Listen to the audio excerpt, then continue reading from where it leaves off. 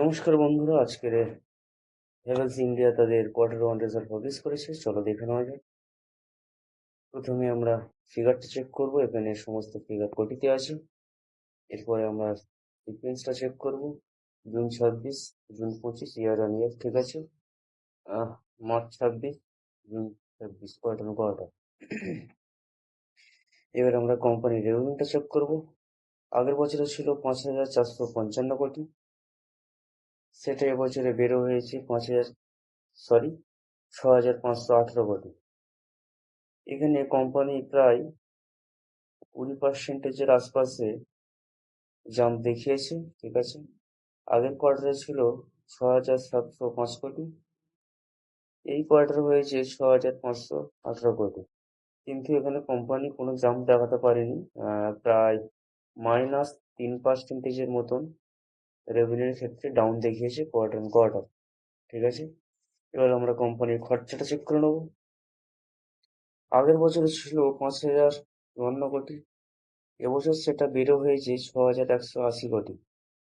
আগের কোয়ার্টারে ছিল 6,097 কোটি, এই কোয়ার্টারে হয়েছে 6,180 কোটি, ঠিক আছে। কোম্পানি খরচ অনেকটা বাড়িয়ে ফেলেছে, ঠিক আছে। দেখা যাক কোম্পানি প্রফিট কেমন আনতে পারে।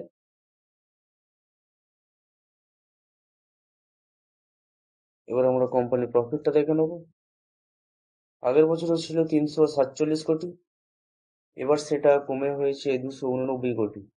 কোম্পানি প্রফিটের ক্ষেত্রে প্রায় 17 থেকে 18% মাইনাস দেখিয়েছে, ডাউনফল দেখিয়েছে। এবং আগের কোয়ার্টারে ছিল 723, এই কোয়ার্টারে সেটা হয়েছে 289 কোটি, ঠিক আছে।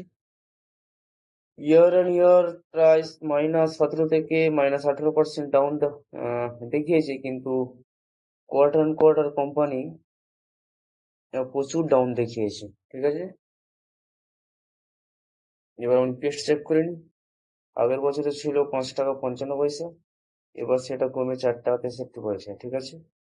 আগের কোয়ার্টারে ছিল 11 টাকা 52 পয়সা, সেটা কমে গিয়ে 4 টাকা 63 পয়সা, ঠিক আছে। হ্যাভেলস ইন্ডিয়া তাদের রেজাল্ট খুব ভালো আনতে পারেনি, তবে দেখা যাক মার্কেট কেমন রিয়াক্ট করে। যদি ভিডিওটি ভালো লাগে তাহলে অবশ্যই লাইক করবেন এবং আমাদের আরো আপডেট পেতে আমাদের সাথে থাকবেন। ধন্যবাদ।